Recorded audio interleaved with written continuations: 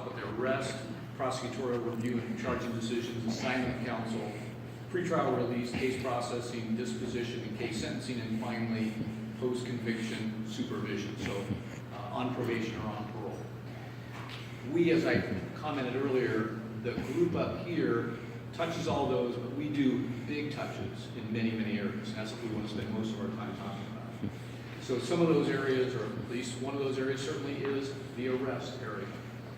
So in the arrest area, here's where we see for the first time that RRI index scoring. So the MacArthur report, if you can visualize this multi-page report, they looked at that aspect of it. What they found was at the arrest point in Multnomah County, as it relates to African Americans, and you know, so just by way of kind of getting your bearings on the report as well, the report looked at 2014 related data. And so it's important as we walk through to talk a little bit about 2015, and while it's just past 2016, we do have some early indications of some of that data. But their report was 2014. They found in 2014 that the RRI rate, the relative rate index, is 4.2. Put in kind of understandable for me, layperson's terms, for me, is for every Caucasian individual arrested for an offense in Multnomah County, that would translate into 4, just over 4.2 African Americans arrested for offenses in Multnomah County and referred to the district attorney's office. We'll move on to the next quick decision point, although we won't spend a lot of time with respect to this one. This one is a 1, and that's why we'll take questions, but it won't spend a lot of time on this one because this one reflects a 1. So here's what it talks about. When law enforcement sends a case to the district attorney's office, do they add to the disparity? Do they subtract from the disparity? Or is it essentially the same? Is it 1, right?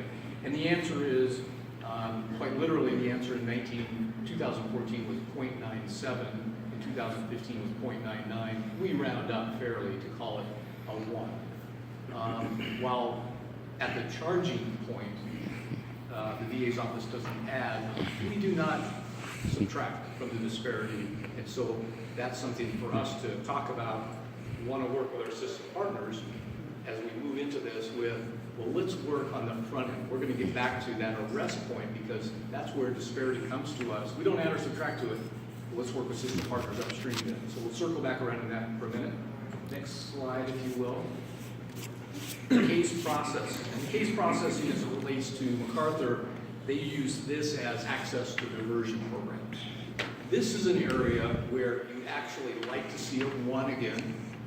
Once individuals are in the system, is there equal parity for receiving diversion-based programs or not? This is where you see the answer is when it's lower in this question, that's a negative thing as it relates to individuals being offered diversion programs from communities of color. It goes down. That's a negative thing as it relates to the system and our interpretation of this information. Moving on to the next slide, and then we'll kind of get interactive here in a minute when we bounce back in a moment. So dispositional and case sentencing. So this is prison referrals. So once again here, as it relates to individuals in the system, that 1-to-1 would be a preferable place relative to equity once in the system. In 2014, the MacArthur study found that the answer was 1.6.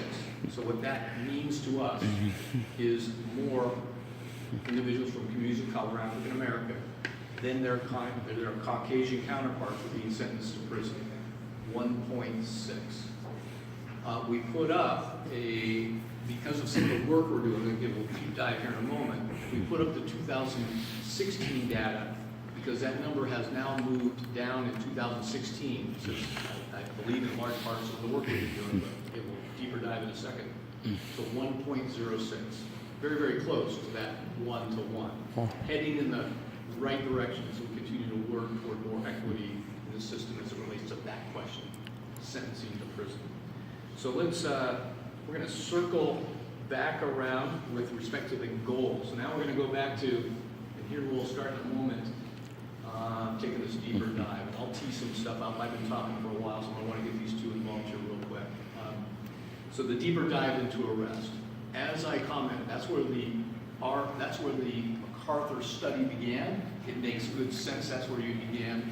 That's where we see this 4.2 RRI rate, the largest disparity, which then continues throughout the system, going up or down at certain points.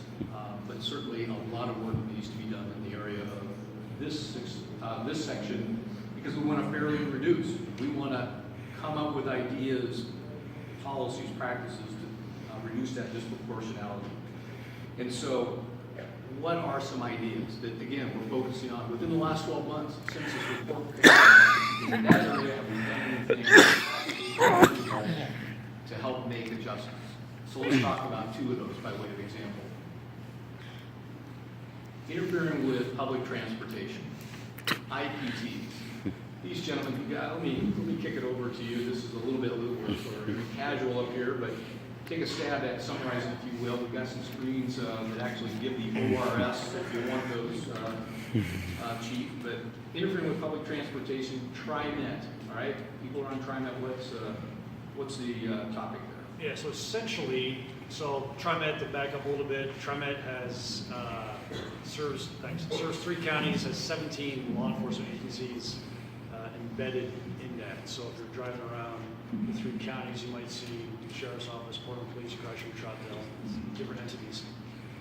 Essentially, the crime of interfering with public transportation is if you get on, say, a TriMet bus, and you're keeping the bus driver from moving or pulling away or doing his business.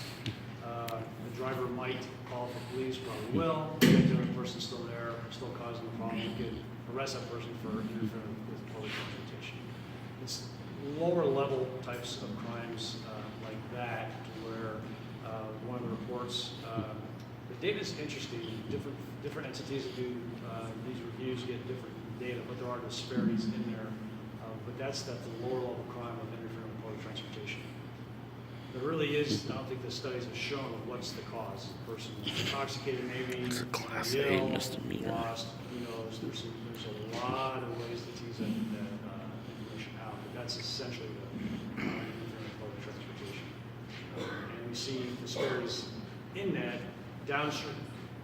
So, for example, if somebody has that charge, they're probably going to get excluded from the TriMet bus and rail system. And if that's their only way to get to work, they can't get on that public transportation system. Now you're causing further problems to them downstream. They can't get to school, can't get to work, and it tends to snowball. If they go back on the system, they might get arrested again. They might not show up to court.